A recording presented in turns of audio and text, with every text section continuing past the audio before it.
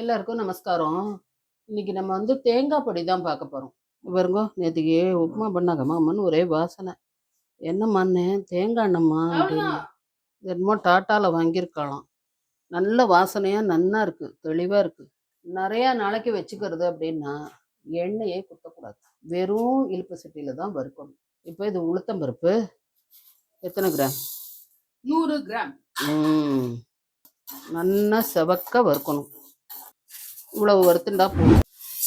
கடலைப்பருப்பு 50 கிராம். நம்ம என்ன பேர் வைக்கிறோமோ அது டாமினேட் பண்ணாதான் அதுக்கு அழகு. எல்லாத்தையும் போட்டோம்னா எல்லாம் ஒரே மாதிரி தெரியும். புளி 25 கிராம். இப்போ நம்ம அடுத்து என்ன பார்க்க போறோம்னா உப்பை வறுக்க போறோம்.